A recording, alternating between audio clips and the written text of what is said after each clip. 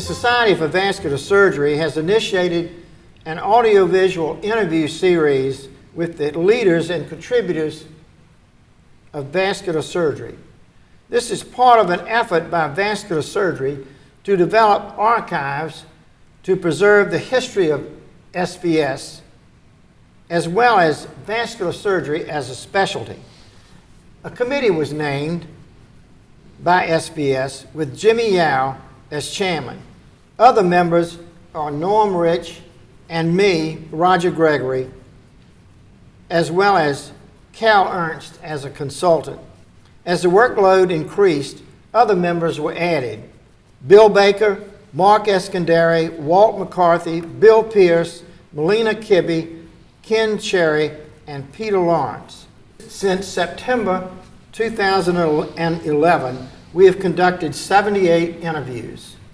Today, we are interviewing the visionary surgeon, Dr. Timothy Chuter. Dr. Chuter, thank you for agreeing to this interview. Good morning. It's a pleasure. Let's start at the beginning. When were you born and where? I was born in October 1958 in Birmingham, England. Tell us about your mother and father. My mother was a nurse. My father was an engineer. Started as a geologist and then went into mining engineering. Mainly in Africa, mainly metals, gold, that kind of thing. Yeah, I know that education, particularly primary education in the European model, is somewhat different from the United States. Perhaps you could walk us through your early education. Well, I was fortunate enough to miss most of the early education because where I lived there were no schools, there were no nothing. So I went to school when I was 8, nearly 9. And I really had no idea of what it was all about because the move back from Africa to England was somewhat traumatic. In Africa I had horses, servants, guns, I didn't have to wear shoes. It was that kind of lifestyle. Wonderful. In England it rains all the time, had no horses, no guns, and I had to wear shoes. So I was completely baffled by what all this was about. So where did you go for your primary education? Just books at home, I guess. I really don't know. But in England, they have the primary education goes up to the age of 11, and then they give you an IQ test, and that basically determines your fate, whether you're going into the working classes or the middle classes. I was lucky I went into the middle classes. And so, you just proceed on up through a grammar school system where, I don't know if you can imagine it, but it's very different from being in an American school system, and then from there medical school. Now, can you recall what your early interests were and what your early ambitions were? My early interests were, sports, not really related to academic endeavors very much. Not until I really had to. Now, your undergraduate, where you received a BM in science? It was, you go straight from high school to medical school. Mm. The high school they have the last 2 years as a very focused thing. So it's a little bit more advanced than US high school, or a little more focused. And then you go straight from there into medical school. Right. I went from Leeds, England, which is where I did high school, to Nottingham, England, which is, separated by about 20 miles, but I don't think I ever went home again after that. That's where I did my medical school, and then I would have stayed there. I had an internship in England. I would have stayed for the long haul, but I fell in love with an actress, and she really presented me with two choices: Los Angeles or New York. And since I couldn't drive a car, I figured Los Angeles was pretty much out of the question. So I went to New York. So that's the reason that you went to the United States? Oh, absolutely. Okay. Youth and youthful folly and love and whatever. You know? So you went to the University of Rochester at that point? No, Columbia? I went to Columbia. I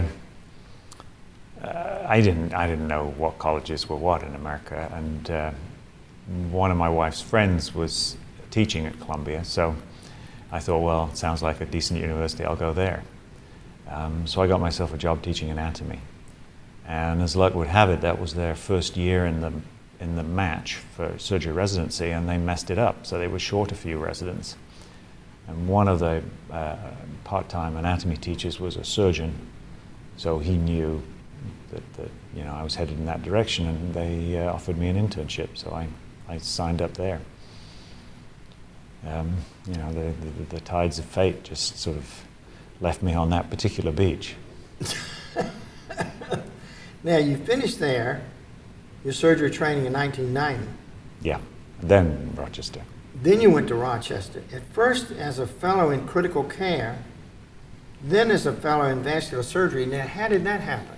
Well, I came to the idea that I wanted to do vascular surgery a little bit too late, so I had a year to spare, and I decided that I could fill that year doing critical care, which most of the patients that I'd seen undergoing vascular surgery needed some critical care, so I thought that might be a good idea.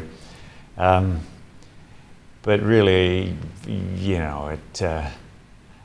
it wasn't incredibly demanding, put it that way. Was it helpful?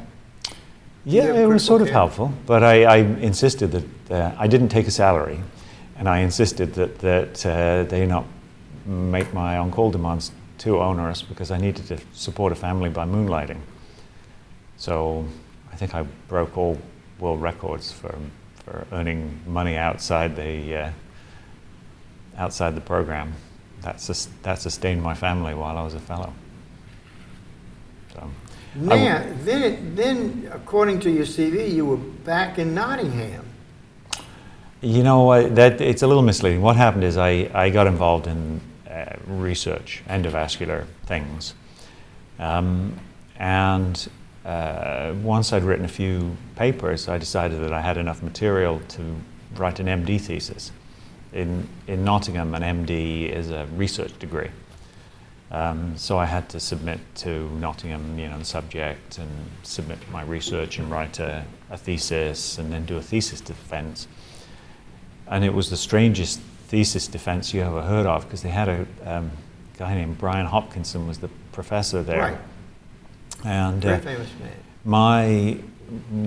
He actually wasn't a professor in those days. He became a professor through endovascular things, which were new then. So I submitted my thesis there, and a guy named Peter Bell was the reviewer. Right. And he managed to hold this up for long enough to try to replicate the results, which I thought was a little off, but we managed to get around that. So then I had my thesis defense, and ultimately it really consisted of me doing two cases. They had some patients, I made the gear, I came back, I did a couple of repairs. And it was like giving crack cocaine to a teenager. I mean, I did two cases, they wanted two more, and then I kept going back there a few times, eventually equipped them with the facilities to make their own gear. And occasionally I would go over and we would do cases, but they sort of set off in their own direction that way. And Brian Hopkinson, who was a highly energetic individual, took that over and really transformed it and made it his own. But that was my involvement with Nottingham. It was really through the MD thesis. Now, you also spent time at the University of Sweden at Lund.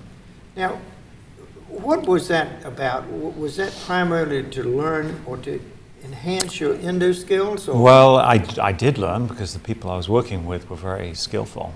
They were radiologists mainly, led by Krasi Vanchev. But that's actually not why I went there. I was, at that time, working at Columbia.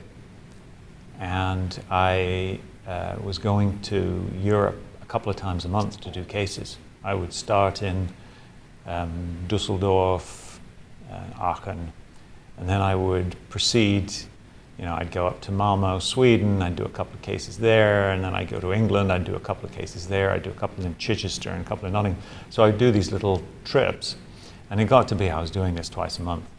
So when we finally decided we were going to do a multi-center study, and that was going to be in Europe, and I was going to be there to supervise it, it really just was not tenable for me to stay in the United States. So I found a place, really all I needed was a big airport, which for that was Copenhagen. In those days you couldn't drive from Malmo to Copenhagen. I had to take the ferry, but still it's close enough. So I made that my base, and Krasi Vanchev was kind enough to arrange for me to be an associate professor of radiology. So when I wasn't traveling around, I would go and work in the IR suite and generally learn the things the IR guys did. And that actually was, in Sweden, they focus things. You can get patients from all over Sweden for any particular thing that is done well in one center. And that was really quite a prominent center for interventional stuff. So we were doing a lot of things, and I learned a lot from those radiologists. Yeah, when you say that you were doing cases around London or around Europe, exactly what type of cases? Endovascular cases? Aneurysms, endovascular cases. Now, how did this all start? Tell me about. Well, I developed a system. This was in my critical care year. I had some time on my hands, and I had some ideas. So I found a little animal lab and started doing some experiments, and things very quickly evolved. So I made some models of aneurysms and figured out how to treat those. I made some models of dissection, worked on that, did a lot of things, filed some patents, and licensed those to Cook. So Cook developed a device that was based on that. And probably the most notable characteristic of that device was that it was bifurcated. At that point, famous vascular surgeons were still making pronouncements like, well, this endovascular is a great thing for patients who are really sick, but it won't be applicable in more than 5% of cases. Well, what they were saying was somewhat founded in truth, in as much as the stent grafts of the day required a distal aortic implantation site, someplace between the aneurysm and the iliacs where the aorta was normal. Now, of course, that's a rarity in vascular surgery. The aneurysm lives on the bifurcation. So I remember the guy who ran the fellowship at the time, Dick Green, when I presented my work to him, which was aorto-aortic, done in animal models, he said, well, that's fine, but it's completely useless. What you need is a bifurcated graft. So I said, oh, okay. And I went and made a bifurcated graft, and it turned out that really was kind of a key move. So, we made an animal version of that very early. I mean, I'm talking 91, 92. And then scaled that up. There was a human version. So people would send me x-rays. I would make a stent graft that was appropriate for the anatomy, load it up, sterilize it, put it in a container that looked like I was carrying a missile launcher or something, and headed around Europe treating patients. And I remember one time I got so I didn't really want to have to drag this stuff around. I would send it. And I had sent some equipment to Nottingham, and they had some woman show up in extremis with a ruptured aneurysm, so they used my equipment. And it's the first time I realized that it actually could be off the shelf. If you had something that was versatile enough, you could have it sitting there and somebody could come and use it, and really they didn't need customization. That was the pathway for Cook to develop the thing. Unfortunately, they were hooked in with Medox at the time, making their graft, and actually running the marketing. Medox was bought by Boston Scientific, so the whole thing with Cook initially came to a quick end when we didn't have a graft to put on the system. Let me go back in time to when you finished training. This was now time for you to decide where to practice. Mm-hmm. And rather than just wander about in Europe, you had to decide where to practice. Now, Thinking back, when and where did vascular surgery become your primary focus? Oh, that was, as a resident. I decided that I was going to train in vascular surgery. I didn't practice anything else. I actually had never really intended to be a vascular surgeon. I thought it would be rather fine to be a general surgeon, practicing a mix of things, living in rural Vermont, and that's where I was headed with the vascular surgery thing. I just got hijacked by the research. Now, but what I'm driving at is, why not cardiac? Or why not brain surgery? I don't want to denigrate the cardiac surgeons, but I got a very strong sense that they just did what they were told. And that they were performing a technical exercise and a very high-level technical exercise, but really that was about it. So I wasn't. I did go through a phase where I was enamored of cardiac surgery, but that didn't last. I want to go back for a moment, Dr. Chuter, and for you to tell us two things: why you went into practice where you did, and also perhaps you could tell us a bit about Roy Greenberg. All right. Well, the why I went into practice where I did was sort of the events surrounding finishing fellowship. I had to find a place where they knew me already. Really, that was the easiest path to fellowship. I wasn't going to stay in Rochester, so because I just couldn't. The weather was too brutal for me. And we had some really, really brutal weather while I was there. So I went back to Columbia where I'd been a resident and where they knew me already, and they recruited me to stay there. I kind of let them down a bit because I promptly started disappearing 2 or 3 times a month to do things in other places, and eventually went off on a sabbatical that became extended. But they were very, very kind to me. That was my original surgical home, for sure. Now, what about Roy? Roy was an intern when I was a fellow. So, Roy was on the service, and a bundle of energy as always. But I think, I don't know if it's I take the blame or I take the credit, but I think I sort of set him on his pathway when one evening he was on the vascular surface, and he called me from the ICU. Some patient was going down the tubes and he needed to put in a pacer, transvenous pacer. Well, the weather was what it always was. I didn't want to have to get in my car and drive back to the hospital to put this pacer in. So I said, okay, Roy, you've got the pacer there, right? Yeah, I got the pacer, I'm all ready. Okay, tell me what it says on the box. He said, what do you mean? I say, read me the instructions. So he reads me a couple of lines of instructions. I say, okay, that's very good, Roy. You can read. Read the rest of the instructions, put in, do what it says, and call me if you have any trouble.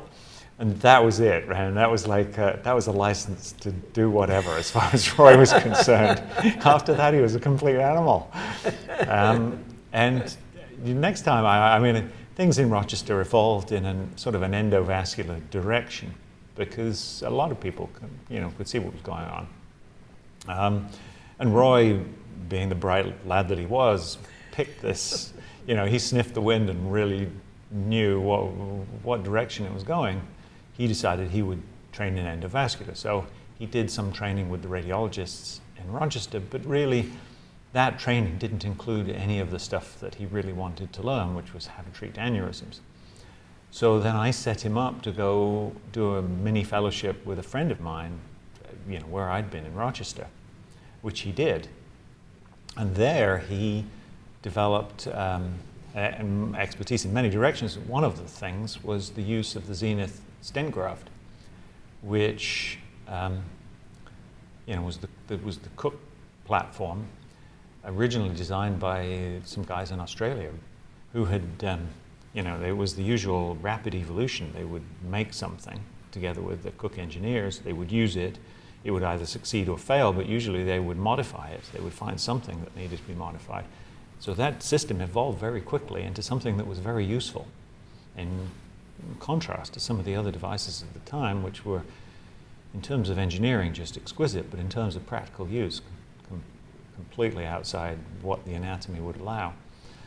So Roy had some experience with this device, and Cook needed somebody to run the multi-center study in the United States. It was out of the question for me to do it because of conflict of interest thing. So Roy got in charge of that. So here's this kid, you know, right out of training, who's now in charge of a multi-center study and has been given access to the one device that really worked at the time. So Roy and you know what a talented guy he is, right? He didn't need any more help than that. He was off. He could read the label. Yeah, he could read the label. He's exactly right. And pretty soon he was writing the label. Let's change gears for a moment and talk about your family. Tell us about your family. You touched on it there for a moment. Well, I have 5 children, 3 of whom were born in residency and fellowship. So you can imagine, you know, I would go home after a couple of weeks on call and there'd be another one. I mean, really, it was just... And then the last 2 were identical twins. Wow. So I had 3 girls, followed that with 2 boys, and now my boys are 20. Wow. Yeah. Yikes. So I am dwarfed by my sons. Really? Yeah, I think it inevitably happens. I think every generation seems to be getting bigger. Are they sportsmen? They rode on the U.S. junior team. Really? They're a little bit they're not as bulky as they really would need to be high-level rowers, but they're real athletes. Terrific. Their mother was an Olympic athlete, so I can't claim to have been the source of that ability, but they are pretty athletic. Terrific. The girls were too. Actually, the girls, 2 of the girls were on the U.S. team too. Now, let's get back to your practice and your work as a vascular surgeon. You rose to professor of surgery at U.S. San Francisco, currently with a massive publication list, currently near 150, with very active research. Tell us how and why this happened. When you reflect on this adventure, what were the important steps for you? You know, it's like all of life. There's the little steps that add up. And you don't necessarily take a direction consciously. You just take the direction that seems the right one at the time, and then all of those add up. I never intended to go into vascular surgery. I intended to be living in rural Vermont with a practice that included vascular surgery. But I got hijacked by my research interest that had, you know, clinical correlates, and it was all very exciting. And you know, I was filled with youthful energy, so I would do a lot of new things. And it was the kind of research that I like, where you do one new thing, you can write about it. You do 5, you can write about it again. You do, you know, a little series, and it's starting to get a bit outside my administrative capabilities, but certainly I'll put the data together and write something. So early on, as you said, there were a lot of papers. Some of them incorporated into the master's thesis, and everything was new, so it was easy to write. And all you had to do was follow the prompting of the patients that came in an infinite variety. You would always be encountering things you'd never seen before, or things that couldn't be accommodated with the devices of the day, and you'd have to innovate. And when you did that, then, you know, it was your obligation to leave a trail of breadcrumbs so that people could follow you. That's where the papers came from. I write less now because, you know, it's in the field that I'm working in. It's harder and harder to truly innovate. Many of the problems that stymied our earlier efforts have been taken care of. Let's change gears again and talk about your hobbies. Mm-hmm. I know that you've been involved in running a bit. That's true. I remember, this would be about, actually it'd be more than a decade ago. I went to Minnesota to give a talk. They invited me, you know, and these were big talks. And they said, you got to give 2 talks. One of your talks will be on what you do, you know, that aneurysm stuff, and the other can be anything you like. And I thought, wow, that's great. And after thinking about it a while, I realized that I had to get a life. But yeah, I didn't have anything that I could talk about. Ultimately, what I talked about was how to build a treehouse, which is some very specific technology. When it comes, there are some things you can do and things you shouldn't do. Great TV show now, Treehouse. Oh, everybody's into treehouses now. Uh-huh. I was a pioneer of treehouse building, I'm telling you. Were you? Although I had some Tongan gardeners at the time who came and looked at my treehouse, because of course in Tonga apparently you build treehouses. And they said, oh yeah, we build these. And the winds come and the treehouse shakes. And the winds go and the treehouse is still there. I hope you don't have big winds. You know, he looks over to my treehouse, which apparently wasn't going to withstand any sort of Tongan scale atmospheric disturbance.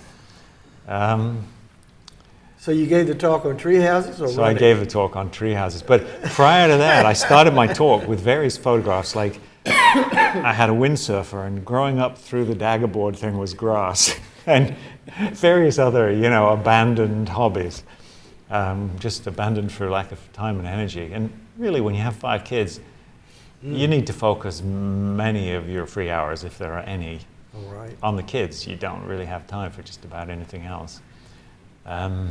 Now, the other thing that most people don't know about Tim Chuter is that you're also a wood carver. Well, you see, I raised the kids on what was sort of a little mini farm near Stanford. I have to, you know, make some kind of a curse when I say the word Stanford, but I'll let it go this time since that's what my boys are studying. But I had this little piece of land, and I needed to fell some trees. So I did, and some of those went into making the tree house, and some of those went into big items of play furniture, like a seesaw. I made this massive log thing into a seesaw. And my daughter comes along, looks at this and says, you know, I tell her, well, what's missing? She says, you need handles. So she comes back again later on, and she says, no, I don't want handles like that. I want horses' heads. So girls were into horses. So I had some fairly large scale wood. So I took a chainsaw and carved horses' heads for her. And she says, oh, yeah, that's much better. That's great. Now I want you to carve me a bear. So then I carved a bear. And she said, oh, you know, I think you should carve a rocking horse. So I carved a rocking horse. And, you know, I don't do anything that's at all sophisticated. It's very whimsical. But I have done a few things in my time. The problem is that the tools, the routers and the grinders and the power chainsaws and all of these tools make a lot of noise and a lot of dust. Currently, I live in the city where that level of noise and dust would just not be acceptable. So I now have a new property that's fairly rural, where I can go and, you know, recreate the facilities for big scale woodworking. So I'm getting back into that. And we might get together later. Oh, I have much to learn. That Maybe. much I know. Talk about, for a moment, your mentors. Who impressed you the most? Who guided your path? Yeah. Who did you want to be like? I would say the first guy was a guy named Tom King, who was in charge of the residency at Columbia, who's a guy in his earlier life. He'd been a statistician and a basketball player, and who was very cool. He could dissect any paper and tell you what was wrong with it. Very intellectual. But also, you know, at Columbia, we operated alone as residents a lot, and certainly as a chief resident. And occasionally, you'd be into the retrohepatic caver or something that was really a little bit beyond your abilities. You would call him in. He hardly ever operated, but somehow he would come in and things would just get easier. He was a great surgeon. He just instinctively knew how to make it easier and how to make it work and how to make it safe. So I learned a lot from him, but the key thing for me actually is when I was in my second year, this was right at the beginning of my second year, and I was planning to go into orthopedic surgery. You know, in retrospect, I really wasn't muscular enough, but you know, the vanity of youth, I thought I was big enough and strong enough to be an orthopedic surgeon. So that was going to be my destiny.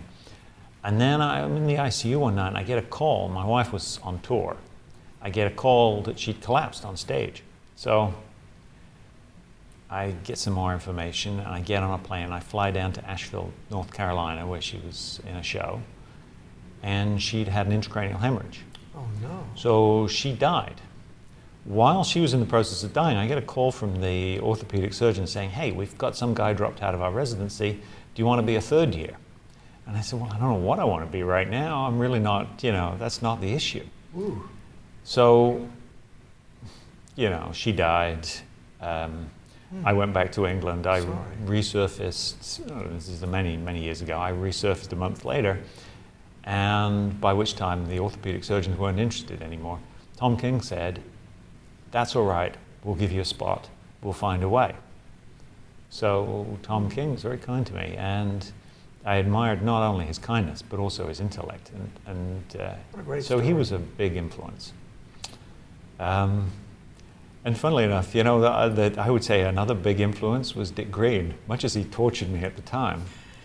If it doesn't kill you, it makes you stronger. Uh-huh. So I'd have to say Dick Green. There were a lot of others. Jim DeWeese was one. Oh, yeah, for sure. Jim DeWeese was sort of in the waning years of his career. Right. But that was great for the fellow, because what it meant was that you became his hands. And not only did he know how to do everything and know his way around, he was also capable enough to explain it to somebody in a way that enabled you to be his hands for some really high-level stuff. So it was great operating with him. I operated with Ken Oriel in the same circumstances. Right. And Ken and Dick had very different styles. Oh, yeah. Which was incredibly instructive. Mm-hmm. And Dick Green and I could do I thought I was some kind of surgical god, because, with the right assistance and the right guidance, I could do anything, right? We would do 3 aortas in the morning, and that was like nothing. What I didn't realize was that the referral pattern around Rochester was such that they had lots of little hospitals that weren't big enough to have vascular surgeons. So we had bread and butter coming out of our ears. We had just regular, the things we never see now, the aortas with a 4-centimeter long neck and normal iliac arteries, those kind of things. We had lots of those. So it's very easy to feel like a surgical god. You go to San Francisco, the only thing they send you are infected suprarenal, nightmares, and you very quickly realize that your godlike powers only worked under certain circumstances. Right. So those were some of the influences. Roman Noagrad, one of the vascular surgeons at Columbia, he probably led me in the direction of vascular surgery. There were lots. I've learned a lot. I traveling around Europe was very instructive. I would operate with a lot of very high-level people, and they all had a different way of doing the same thing. So there was one guy who would operate with no instrument but the knife. I mean, really. And it was like watching a sea wreck being raised from the ocean bottom. The anatomy would just appear out of the wound as the tissues would just melt away. And he was using his knife like this in the tissues. I saw some guys who were just great surgeons. I learned a lot of tricks. And in intervention, I scrubbed with Gunther, who was a famous radiologist. I scrubbed with Dirk Voorwerk, Krasi Vanchev. Some of these radiologists were top of their game. And so I was just there like a jackdaw going from place to place, stealing ideas and techniques. So I learned a lot from those guys too. Going over your CV, you list a large number of lectureships. You seem to be in great demand as a speaker. Tell us exactly why that is, and exactly what is your message? Less so these days as a speaker. The young guys, they don't want to hear that somebody else has been doing the same things they're doing like 15 years ago. But I don't know, one of my messages is you really only have to have one good idea, because most of what I've done are variations on theme. And you just, you just apply that thing, and once you find a good tool, you work with it. Is that your message? I'd say that's probably about right, yeah. I'll tell you what my message is. is if you're going to innovate, you have to, it's like surfing. You have to catch the front of the wave. You cannot surf the back of the wave. There's no point watching the wave go by with a couple of people on it and say, whoa, that was a good wave. I'm going to ride that one. No, you got to find your own wave. And we're currently in the position where we're in between waves. Okay. We need another wave to come along so that the young guys can get their careers moved forward. The other thing, looking at your CV, I'd have to say that it's a large list, but also it's clear that you're able to collaborate. And it's, how did this all happen? You get to know people. You get to know people who are like-minded, who are interested in the things that you're interested in. And that way everybody benefits. So I've talked to some people about Tim Chuter, and they've said that you were a lone actor, but other people, and it's obvious to me that you're not, that you are more than capable of collaborating. Would you say that you were a lone actor or a collaborator? No, you really can't do anything alone. You can choose your direction and you can choose your collaborators, but you can't really do anything alone. Your ability to do something is amplified enormously in proportion to the skills of the people around you. That's such an important point. I would have to agree with that. And you know what, one of the things is to recognize the things you don't do well and to find other people who can fill that gap. For example, Roy Greenberg. Roy Greenberg was a fantastic, he had an engineering background, so he was capable of thinking in quantitative terms, things that I would only think of in qualitative terms. He was capable of managing a study, you know, with 500 people, whereas I really would lose track of the data, you know, once they got beyond about what I could count on a couple of handfuls of fingers. So, you know, you would identify people who had capabilities that were outside your own. That was great. You work with those people. Some people, you know, can do things you can't do. You have to recognize that, and it's a good thing. Let's talk about your research interests. Several people have told me that you are one of the type of people that is an out-of-the-box thinker. How do you plead to that accusation? I would say it's more pragmatic. You know, you learn a lot by doing things. You learn a lot by your mistakes. In fact, I'd say probably the number one duty of somebody who's doing clinical research, which means research on human beings, is you have to be able to identify your mistakes. And if you can't do those and you can't communicate that effectively, then you're losing an opportunity. Can you talk about your current activities? Yeah, sure. I'm currently in the process of training up a couple of my young colleagues to do what I have been doing at UCSF for years, which is the complex endovascular work. Do you mean by that thoracoabdominals, or do you mean thoracoabdominals, you know, wherever the current technology struggles. So it's primarily thoracoabdominals, but it'll be, you know, others where implantation sites are encroached upon by indispensable vessels. So, you know, I'm in the process of moving them into the place that I used to occupy. In the meantime, I've got a couple of different technologies, different ideas that I'm developing. And it's sort of, you can't do anything without industry. If an innovation doesn't ultimately become a product, sadly in the world that we're in, then it dies. It dies because it doesn't get to people. So you have to know how to take it through to the industrialization.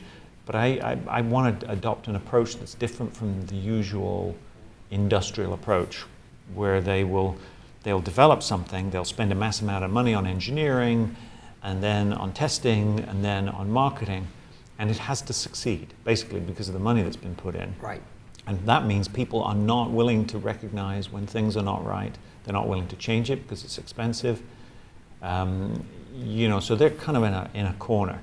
My approach is to develop some new technology, to recognize that experience is going to show you that some of it's good and some of it's not so good, to introduce it into a clinical arena, which is ultimately the only place where you have the circumstances for testing these things, but to do it in a very cautious way, in small numbers, closely monitored, in the hands of people you trust to do things skillfully and to record their findings and to interpret their findings and to communicate their findings back so that I can make things better, to do it on that scale before scaling it up and attempting to sell things in large numbers.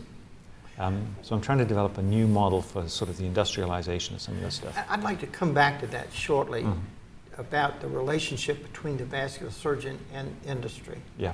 There's quite a bit there to there's a lot, and some of it's not discuss. some of it's good, some of it's not so good. Right.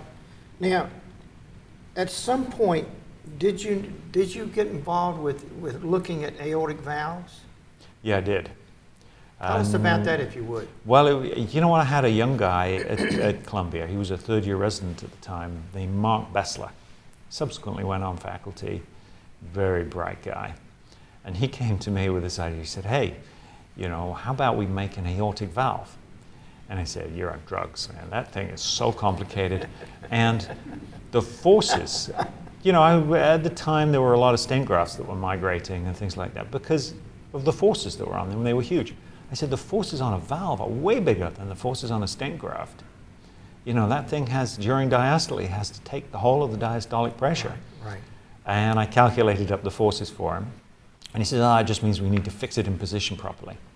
So he then, he came up with a couple of designs, and my role there was sort of pouring cold water on his ardor.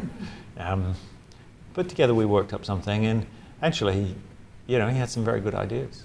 So I never really got involved because that wasn't my field. But as kind of an overall looking at various ideas and approaches, would you say that you feel as though looking at things you have an intuition as to what things will and will not work? Yeah. If I didn't, I wouldn't have anything to bring to the game, really. Do you think that's the primary thing you bring to the game? Probably. You know what I find you do under these circumstances, when you're in a new situation or you have a new device or a new challenge, you set up an internal mental model and you play things through. You play the video in your head of how it's going to work. And you do this every time you do surgery. I'm not just talking about device design. Right. Every time you do it, you have a mental model of what there is and how you're going to interact with that. And you play it out, and the model is something that you've generated based on how things have gone before. Right. If your previous experience included a lot of pain associated with certain anatomic features, right, that is in your model. And the good thing is it's surprising how quickly your model can change. You do an experiment, something catastrophically bad happens, you go to think about it the next time and you find that your model has changed. Fundamentally changed. The way that you thought about something has fundamentally changed, and you just apply that model.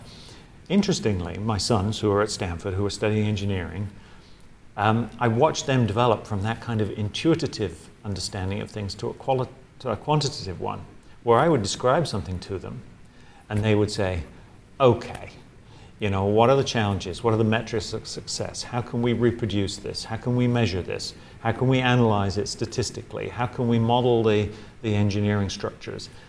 And I realized there were massive gaps in the way that I thought about things. But clearly, the intuitive approach, whereby human beings understand the world they live in, is actually quite powerful. The models that we run in our heads are actually quite sophisticated. And they incorporate a lot of things that we're even not aware of. When we talked to Tom Fogarty about the Fogarty catheter, he said that was one of the few times that when he first considered the problem, he said a light bulb went off. Mm-hmm. Does this happen to you? No, I tend not to do that. I tend to iterate bit by bit towards a solution. So I think of something and I will see it in one way, and then a couple of weeks later I will revisit it, and my understanding of it will have expanded and I'll see it in a different way. And I will slowly develop themes and principles, but I can't say there's any light bulbs going off. It's just experience being incorporated into a more sophisticated way of viewing it. I'd like to touch on something else that I don't know if anyone has talked to you about this before, but I suspect they may have, and that is leadership. There's not been much emphasis in your life, I don't think, perhaps, about the role of leadership. In your CV, there's barely no mention of Tim Chuter being president or chairman, etc. It appears that this is not your style. You seem to be non-political. Why not? Is this a different style of leadership that Tim Chuter has to offer? You know what? You have to focus on what you have to offer, and you focus on what you're good at. I don't think I'd be a terrifically good administrator. So you see yourself in a different role? You know, there are ways that you can lead that don't require you to have formal position or administrative responsibilities, and that's how I've tried to do it. I would like to support that role. I would like to say that I agree with you. You don't have to be in a named president role to be a leader. Clearly, you've been a leader. I'll give you an even better example. Roy Greenberg. Right? Roy Greenberg was not the chief of his division, was not the chairman, did not sit on that many committees or holds, very prominent administrative office. All of that was by choice. He could easily have risen through the ranks, and actually he had far more capability in that direction than I did. But he too recognized that he would make a bigger contribution elsewhere. So this has been a clear choice on your part? Oh yeah, yeah. You know, there were times when I've been tempted, wouldn't it be great to, be a chairman? And I could have done that. Only because I could bring things that would have helped a division or a department, but I never really gave it serious consideration. Let me ask you this: do you see yourself as a young Tom Fogarty? No, I don't. You know what? I'm way faster than Tom Fogarty ever was. He's just not that athletic. Let's talk about your awards and honors. Yeah. You've certainly had many awards and recognition. But I'd like to focus on one award, and only one, and that is the SVS Medal for Innovation in 2008. The suggestion that you receive that award said this: that you continued to innovate in the field of endovascular repair of aneurysms. This recommendation said that you were the first to develop a modular stent graft, a bifurcated stent graft for aortic arch aneurysms, and branch stent grafts for iliac aneurysms, and for thoracoabdominal aortic aneurysms. It said that you held 23 different patents related to endovascular aortic stent graft devices, stents, attachment systems, delivery systems, and component junctions. In this nomination, it was suggested that your innovations saved vascular surgery for vascular surgeons. How do you plead to those accusations?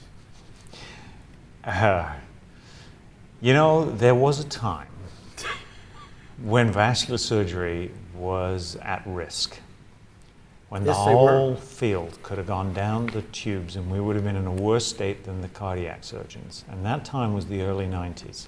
Yes, they were. The reason is that our sacred cow, the aneurysm, was about to be slaughtered by somebody else, would have been slaughtered by somebody else, but Yes. luckily the innovators in that field were surgeons. So the surgeons needed access to the interventional suite, needed guide wire skills, catheter skills, an ability to understand images. They needed all the things that the radiologists actually already had. The one thing the surgeons had was it was surgeons leading the charge, and they had the patients at the time. So the surgeons were able to translate that into a learning environment and to train to take the potential pain of losing their prominence in that field and turn it into motivation to change. And if that hadn't happened, vascular surgery we would have fought a good rearguard action. For years we stopped the interventional radiologists doing angioplasty in places we didn't want them going. We would have used our control over the patients, but it would have been a failing effort against mainly the cardiologists, I think. Would have just swept us aside because they had an even more direct access to the patients than we had, and they had access to the facilities and the skills and everything else. I think vascular surgery would have been finished had it not been for the fact that there's a handful of people, you don't necessarily know who they are, but I do, who were involved early on in the development of endovascular aneurysm repair. And it wasn't the multi-branch thoracoabdominals that did it. It was the bifurcated stent graft for an infrarenal aorta. That's what did it. You're correct. And I think you were leading the charge for us. Well, thank you. Let me ask you something that I'm sure perhaps no one else has asked you before, but I think this is important to realize as a human being.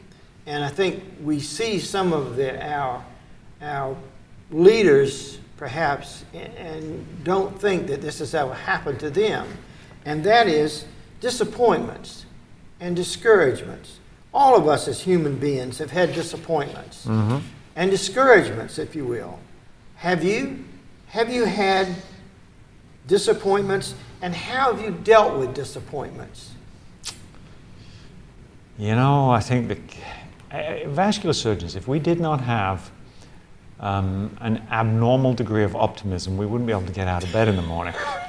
Because, you know, the work that we do is just so much littered with failure. Yes, it is. And all our success is only temporary, and the only patients who we can truly say were successful are the dead ones. Because, you know, they're the only ones who can't have another complication. So, yeah, for sure. I've had to face disappointments and so on, but you try not to take it personally. And you know, as I said, I think we are vascular surgeons as a species prone to unrealistic optimism, and I'm not an exception to that. I'd like to go back and talk about the device industry, if you will, as a whole. I think we all realize today that the device industry should be an important partner, if you will, for vascular surgery in order to develop new devices, new tests, if you will. How do you deal with the issue of conflict of interest? You know, the conflicts are not what people think. People try to limit that to,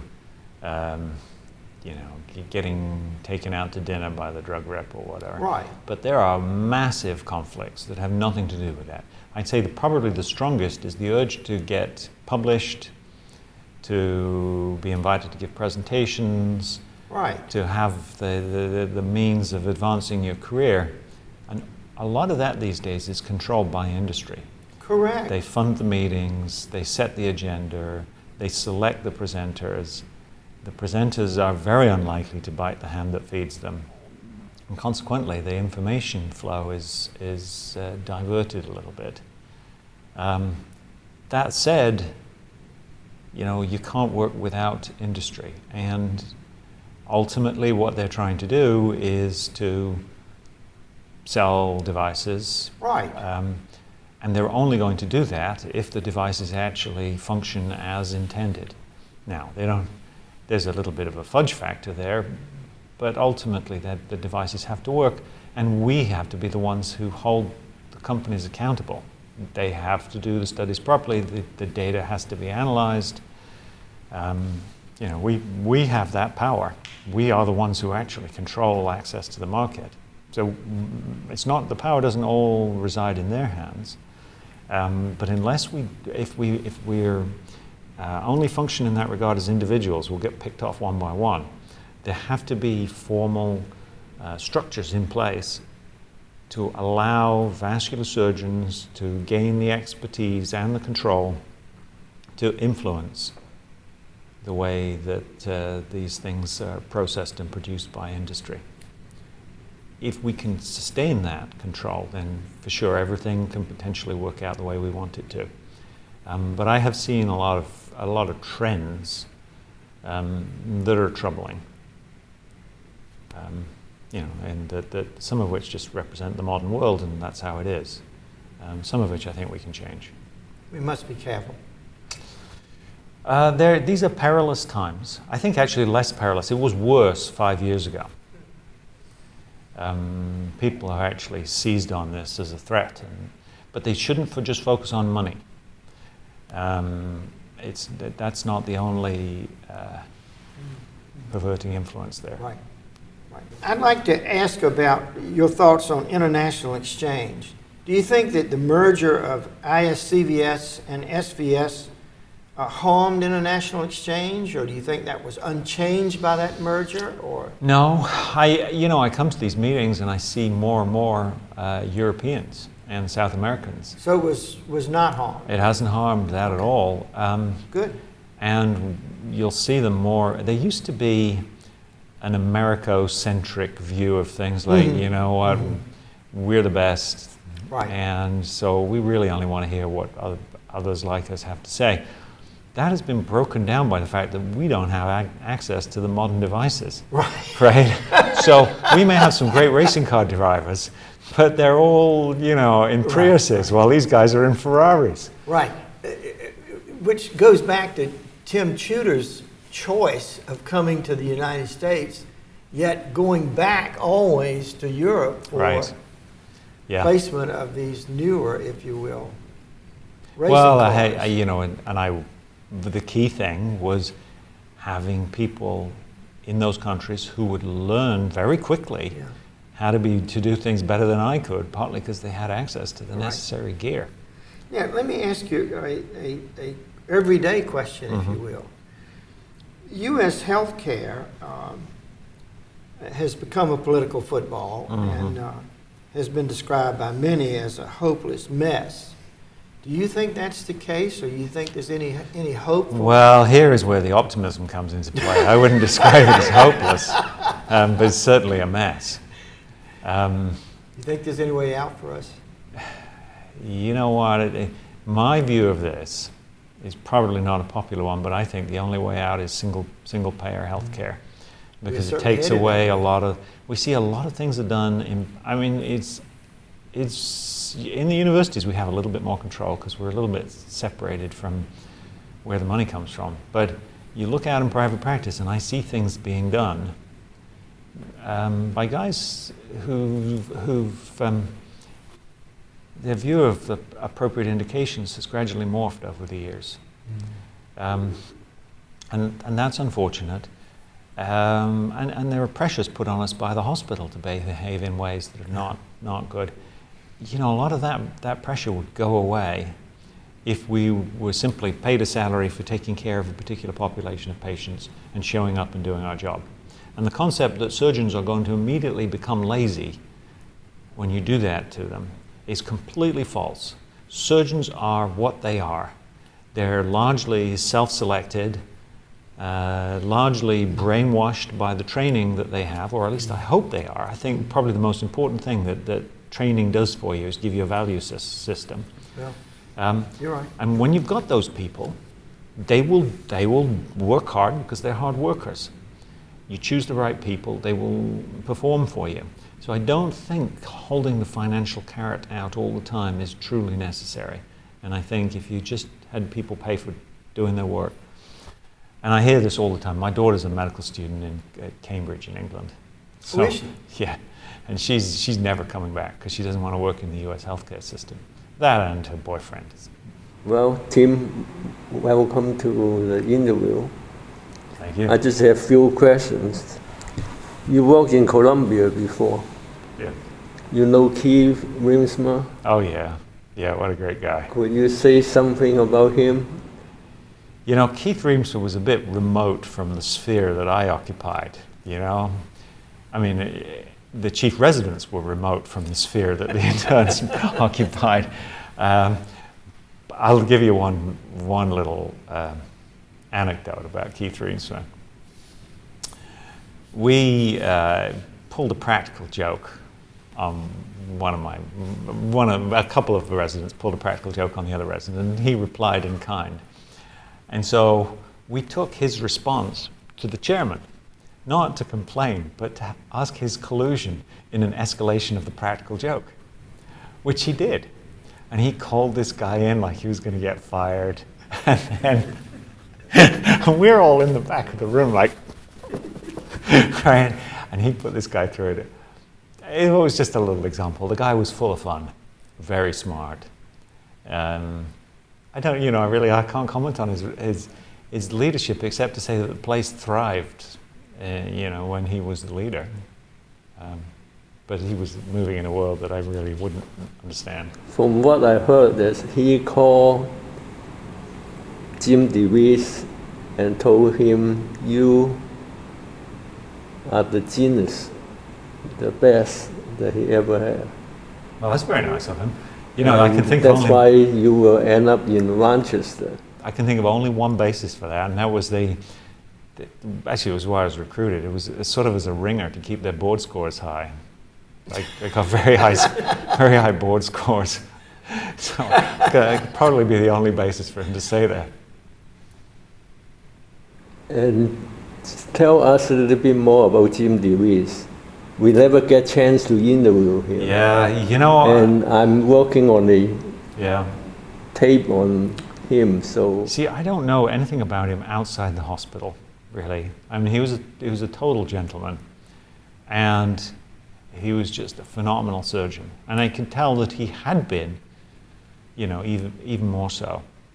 I caught him in his waning years, but it was that trifecta: him,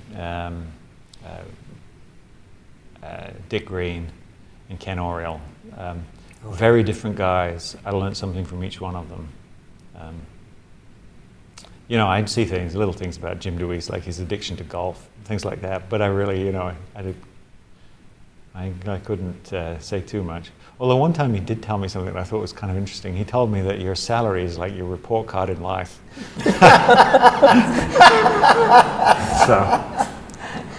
What would you tell a young guy who have an idea to work on some instrument or device? Yeah. What would you recommend them to do? Well, it all depends. I mean, everybody has a different set of abilities. I think that perseverance, you'll meet all sorts of naysayers, you'll meet all sorts of obstacles. You just have to have a strong confidence in, that if you think something's right, you think something is going to work and that there's a need for it, then you have to make some personal sacrifices to see that happens. And if you don't, nobody's going to do it for you. You don't have an idea, write it down, write a patent, and then, back your truck up to the bank to get filled up with money. It's just not the way it works. It's the effort in translating the ideas into something real. And also be prepared to revise your ideas frequently when they meet up against experience. Finally, I want to ask you, what do you think about the future of endograph? Is it going to be all endograph or? No, I don't think all endograph. There are circumstances where you can't use endographs. Even now, I'm sort of my office is the last resort for a lot of patients who get referred from elsewhere, and I've developed this practice of patients who have no endoleak, who have no sign of anything that would cause an endoleak, but whose aneurysm is enlarged, And to the point where if they hadn't ever been treated, you would certainly consider open surgery, except for the fact that they're so old and sick. Right. And I see all these people coming back now, you know, and I have to view endovascular repair not so much as treatment, definitive treatment, but as palliation. And only acceptable in the context of a very elderly, fragile population. So if I have a young person come to me, I do open surgery. Really? Yeah, oh, absolutely. Have done for years. Tim I've Chuter? always done, yeah. Yeah. I do a Wow. lot of open surgery. You'd be Wow. surprised because the patients come to my office. I'm not going to send them elsewhere. I'm stunned. Open surgery is a wonderful thing. Yes, it is. Sometimes I tell this to the patients. I say, you know, it's great for me. Unfortunately, it's not so good for you because, you know, we get the pleasure and they pay the price. But the key pleasure is that, you know, it's a known quantity. And we've known for years in the future as to how it will perform. This has been worth this entire interview. Oh, I don't know, you'd be surprised because I think pretty much everybody who sees a lot of aneurysms for whatever reason is going to end up doing open surgery on a lot of them. Tremendous. Maybe I can ask our last question for you. Please, fire away. We asked this as a final question of all the people we've interviewed, and that is, would you give advice, please, for young surgeons? Mm-hmm. Yeah, I would. I mean, I don't know if you know, but I don't receive a salary. I haven't for many years. I did know that. And I do what I do because I like doing it. The aspects that I like the most now are not the aspects that I liked the most when I was a junior guy. Used to be, I would go see my patients only because it was like getting my exam results, right? It was a test of my own abilities, and it was a challenge, and it was an ego thing. Now, the best thing for me is the fact that the patients and their families, who you've never met them before, are putting confidence in you that they would not put in any family member. And actually, the relationship with your patients, people on the administrative side of our world want to think that it's a client-provider relationship, right? We're healthcare providers. That's bullshit. We are physicians. It's a unique relationship. It's a relationship unlike anything else. Yes. And it feels good to have somebody trust you that way, to be able to help somebody that way, especially when things are not going well. The family cling to you. Yes. And you know what? If you're somebody who is naturally, it's sort of the role of a father almost, which is very strange when you're 30 and the patient is 80. It becomes less strange when you're 60 and the patient is 80. But that relationship is the nourishing thing, and surgery is a great thing. You can change things definitively for the better, and your patients will love you for it, and you will feel happy because of it. So that would be my message to young surgeons, that the rewards outweigh the downside. The downside is massive. It is. But you just got to look towards something else. Dr. Chuter, thank you for this interview. All right, thank you. Thank you. Always nice to have an opportunity to express my opinions.